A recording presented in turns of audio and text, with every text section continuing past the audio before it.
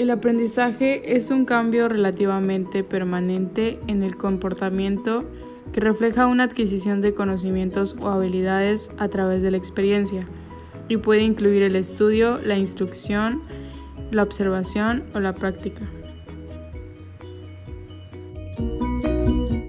Antes de que aparezcan ciertos tipos de aprendizaje, el individuo ha de conseguir un cierto nivel de maduración. Un bebé de 6 meses no puede aprender a controlar los movimientos de su intestino porque ni su cerebro ni su cuerpo han madurado lo suficiente. El aprendizaje no incluye tampoco los estados temporales producidos por factores fisiológicos, como la enfermedad, la medicación o la fatiga. Han descubierto que aprendemos de diferentes maneras. El tipo más simple de aprendizaje, la habituación, es el fenómeno por el cual nos acostumbramos a algo y de esta manera mostramos que conocemos lo que es. Actualmente, muchos psicólogos consideran el aprendizaje como algo más cognitivo. Los psicólogos cognitivos dirigen su atención hacia los procesos del pensamiento que tienen lugar en la mente de un animal o de una persona. Mientras los conductistas afirman que un organismo que emite una respuesta determinada está mostrando una conexión. Aproximadamente a inicios del siglo XX, con un descubrimiento accidental hecho en el laboratorio de Iván Pavlov. Pavlov era un fisiólogo ruso que recibió un premio Nobel por su trabajo sobre el rol de la saliva en la digestión. Para estudiar la salivación, Pavlov implantaba quirúrgicamente tubos en los cachetes de sus perros. Esto le permitía medir el volumen de saliva producido cuando la comida era colocada en sus bocas. Pavlov notó que después de algunos días, los perros en el experimento comenzaban a salivar cuando el asistente entraba al cuarto con el plato de comida antes de que la comida fuera colocada en sus bocas. Terminología del condicionamiento clásico. El estímulo incondicionado es el polvo de carne en el experimento de Pavlov. La respuesta incondicionada es la salivación. El estímulo condicionado, originalmente el metrónomo, y la respuesta condicionada es cuando el perro comenzaba a salivar ante el estímulo condicionado y la salivación se convirtió en la respuesta condicionada. Por otro lado, Watson estaba convencido de que muchos de nuestros miedos fueron adquiridos mediante el condicionamiento clásico. El condicionamiento clásico también ha sido útil para explicar varias cuestiones acerca de nuestra salud. Cuando el cuerpo es expuesto a amenazas a la salud, tales como virus, se producen células sanguíneas que atacan a los genes invasores. Si fueras a estacionar tu carro en la banqueta de tu vecino y como consecuencia de esto encontraras tu carro lleno de papel, es probable que dejarás de estacionarte ahí. Esto es porque en general la frecuencia con la que la gente hace las cosas aumenta o disminuye dependiendo de las consecuencias que tienen sus acciones. El condicionamiento operante fue descrito por primera vez por el psicólogo estadounidense Edward Thorndike. Él formuló la ley del efecto, la cual establece que las consecuencias de una respuesta determinan si la respuesta ocurrirá nuevamente en el futuro. El reforzamiento positivo es cualquier consecuencia de nuestra conducta que resulta en un incremento en la probabilidad de que esta conducta ocurra en el futuro. Un ejemplo de esto es en el que una maestra ayuda a una niña a superar su timidez. La maestra estaba preocupada porque la niña pasaba muy poco tiempo jugando con otros niños y mucho tiempo con sus maestros adultos, así que decidió animarla a jugar con otros niños mediante reforzamiento positivo. Sabía que a ella le gustaba comer chocolate, entonces decidió regalarle una bolita de chocolate solo cuando ella estaba jugando con otros niños. Posteriormente, la frecuencia con que la pequeña comenzó a jugar con sus compañeros se incrementó notablemente. Se deben destacar dos asuntos importantes en la aplicación del reforzamiento positivo: la inmediatez y la consistencia en la aplicación del reforzamiento. Los reforzadores primarios son reforzantes de manera innata y no tienen que ser adquiridos mediante aprendizaje, como la comida, el agua y el calor. Y los reforzadores secundarios, que juegan una parte importante en el condicionamiento operante, se aprenden mediante condicionamiento clásico. Recuerda que el condicionamiento clásico implica la asociación de dos estímulos.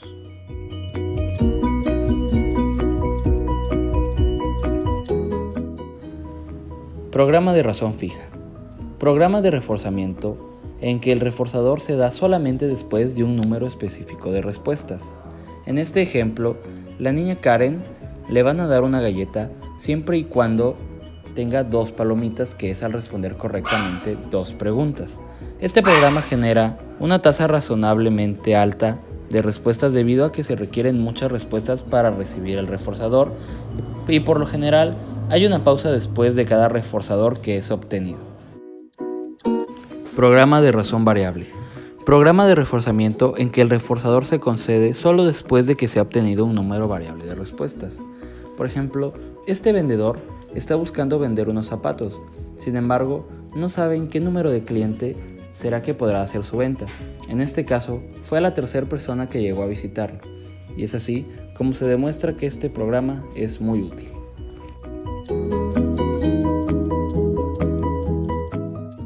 Programa de intervalo fijo. Programa de reforzamiento en que el reforzador se da una vez que ocurre la primera respuesta tras un periodo determinado. En este ejemplo, este deportista se le va a dar agua siempre y cuando haga este ejercicio durante 10 minutos, pues este programa se basa en el tiempo. Oye, ¿quieres comer algo? ¿Quieres que te traiga algo de comer? Sí, ¿qué me podrías traer? Una pizza. Ándale. Sí. Ok. Ahorita la traigo, no, espérame un ratito. Bueno. Programa de intervalo variable. Programa de reforzamiento en que el reforzador se da una vez que se obtuvo la primera respuesta después de un periodo variable. En este ejemplo, la niña espera con ansias la pizza que le dijo su mamá, sin embargo, no sabe en qué momento llegará. Moldeamiento.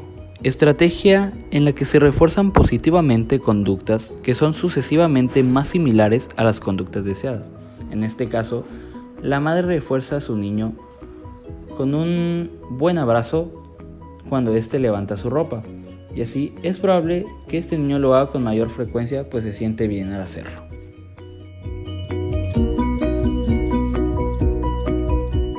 El reforzamiento negativo ocurre cuando una conducta es seguida por la remoción o evitación de un evento negativo y como resultado aumenta la probabilidad de que la conducta ocurra en el futuro.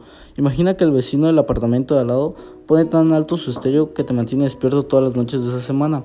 Si le pides asertivamente que le baje el volumen y la música fuerte desaparece, será más probable que actúes asertivamente en el futuro. Condicionamiento de escape. Es un condicionamiento operante en el que la conducta es reforzada porque provoca que un evento negativo cese. Imagina que un niño es enviado a su cuarto 5 minutos como castigo. Esa situación muy negativa para él. Si comienza a llorar suavemente y a murmurar lastimosamente que nadie lo quiere, y si esto causa que su padre le levante el castigo y lo deje salir antes de su cuarto, entonces el reforzamiento negativo puede ocurrir. Condicionamiento de evitación. Condicionamiento operante en el que la conducta es reforzada porque evita que suceda algo negativo. Supongamos que temes a los borrachos y de camino a la escuela tu ruta tiene uno. Encontrar una nueva ruta es consecuencia altamente reforzante.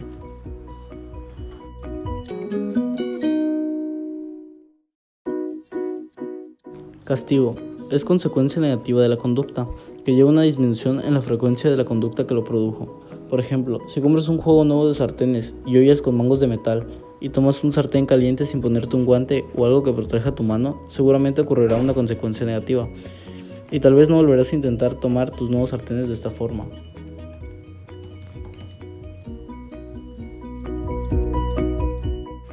Un gato aprende a asociar un sonido con el sabor y el olor de la comida. Hemos interpretado esos hechos en un ambiente concreto, es decir, no importa quién sea el sujeto, tanto si es una persona como si se trata de una paloma. Los conductistas piensan que conociendo las contingencias del reforzamiento podemos explicar y predecir la conducta. Las interpretaciones correctivas del aprendizaje está la convicción de que los seres humanos, e incluso los animales de nivel inferior, no solo criaturas en un ambiente, sino que desarrollan sus propias capacidades para comprender la naturaleza de su mundo y para demostrar esta comprensión cuando está motivado para hacerlo. Un hecho que sirve para demostrar los aspectos cognitivos del aprendizaje es el fenómeno del bloqueo. ¿Por qué ocurre el bloqueo? Hay dos explicaciones teóricas. Según McIntosh, al añadir al segundo estímulo a la campanada después que haya tenido lugar el condicionamiento, no da al organismo ninguna información nueva. El sonido de la campana es una señal tan fuerte para el perro de que la comida aparecerá, que el animal no presta atención a nada más que acompaña la campanada, como es el repique. Rescorla y Wagner ofrecen otra explicación. Existe un límite para la cantidad de condicionamiento que el estímulo incondicionado puede soportar. Si un organismo está condicionado a un estímulo, no hay la suficiente fuerza de condicionamiento para permitir que otro estímulo adquiera la fuerza excitatoria suficiente para convertirse en un estímulo condicionado. Según Hulse, Ayeti y Dis, ambas son correctas, puesto que son capaces de predecir que si incrementamos la intensidad del estímulo incondicionado, al mismo tiempo que añadimos el segundo estímulo puede llegar a ser condicionado. Aprendizaje latente. Es un tipo de aprendizaje que ocurre pero no se manifiesta hasta que el organismo es motivado para hacerlo. Por ejemplo, Broyet hizo correr a 3 grupos de ratas a través de un laberinto durante un periodo de 9 días. Las ratas del primer grupo fueron recompensadas con comida después de cada recorrido con éxito desde el primer día. Las del segundo grupo no encontraron ninguna comida en el laberinto durante los 2 primeros días, pero fueron recompensadas por los recorridos con éxito a partir del tercer día. Las del tercer grupo fueron tratadas de forma similar, excepto que no encontraron comida en el laberinto hasta el séptimo día. Los grupos que recibieron la comida más tarde, resulta evidente que habían aprendido la ruta del laberinto, mientras que en ausencia de recompensa, el otro grupo parecía no conocer el camino, pero cuando se les presentó un motivo concreto para hacer uso del aprendizaje, entonces demostraron todo lo que habían aprendido. Edward C. Tolman dirigió unos experimentos que confirmaron estos hallazgos. Mantuvo que la comprensión, más que el condicionamiento, es la esencia del aprendizaje y que los animales y las personas aprenden cosas a lo largo de su vida, por las cuales son reforzadas si no te recompensa que la satisfacción y el aprendizaje mismo. Aprendizaje por observación. Aprendemos habilidades que nos proponemos aprender observando como lo hacen otras personas. También aprendemos otras cosas simplemente mirando y escuchando a la gente. Una experiencia conocida por la mayor parte de los padres de niños pequeños es advertir de repente que los jovencitos están imitando su comportamiento, no solo sus acciones, sino también su vocabulario exacto y tono de voz. Este tipo de aprendizaje es también llamado aprendizaje vicario o modelado. Las personas cuya conducta observamos y frecuentemente imitamos son llamados modelos. Bandura ha identificado los 4 pasos siguientes en el proceso del aprendizaje por observación: prestar atención y percibir los aspectos relevantes del comportamiento, recordar el comportamiento, convertir en acción la observación recordada, estar motivado para adoptar el comportamiento. Supongamos que Inés, una niña de 6 años, está en el coche con su padre, que ha tomado una dirección equivocada. Se detiene junto a un guardia, pregunta por la calle que está buscando, da las gracias a la gente y continúa su camino. Puede que Inés no mencione nunca este incidente. Sin embargo, si llega a perderse algún día, la imagen mental del incidente puede que pase por su conciencia. Puede recordar incluso las palabras exactas de que su padre dijo al guardia. El concepto de autorreforzamiento es importante desde el punto de vista cognitivo del aprendizaje. Se considera que los individuos ejercen gran influencia sobre su propio entorno. Son capaces de recompensarse y castigarse a sí mismos, de manera que les ayude a desarrollar nuevas pautas del comportamiento. Bandura utiliza el término de autocontrol para abarcar tanto las influencias del reforzamiento como del castigo que uno se impone a sí mismo. La gente está biológicamente preparada para aprender ciertas clases de temores más fácil que otros. Es mucho más fácil condicionar clásicamente un temor a cosas que tienen alguna asociación intrínseca con el peligro. En este caso se puede observar cómo una niña le da más miedo poder ser secuestrada debido a que la maten a quedarse encerrada en un baño, porque sabe que de ahí puede salir bien. Los temores no pueden ser condicionados fácilmente a los estímulos peligrosos modernos.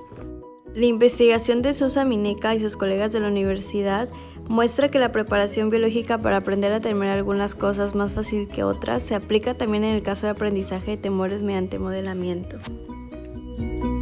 En el siguiente ejemplo se observa cómo una niña le tiene miedo a una rata y no a una hormiga debido al tamaño y a la forma. ¡Cuidado con la rata! ¡Cuidado con la hormiga! John García y sus colaboradores discutieron otra forma de aprendizaje que ejemplifica el rol de los factores biológicos en el aprendizaje. Las especies animales que aprenden rápido a evitar la comida que los enferma son especies que tienen más probabilidad de sobrevivir. Una especie que no aprenda rápidamente a evitar comida envenenada es muy probable que parezca. Este es un ejemplo de cómo un niño al comer muchos chocolates, después de haberlos consumido, le cae mal, y cuando una persona se los vuelve a ofrecer, él lo niega porque le tiene asco. Una aversión condicionada al sabor es una reacción negativa a un sabor en particular que ha sido asociado con náusea u otro padecimiento. Aquí se observa cómo una niña está disfrutando mucho de unos chocolates y cuando le agregan una sustancia extraña y con un mal sabor, cuando la niña los vuelve a probar, ella le da asco y le da náuseas, por lo cual deja los chocolates a un lado y decide ya no seguir comiéndolos. Este es un resultado con relación a la facilidad para adquirir aversiones gustativas mediante el condicionamiento clásico.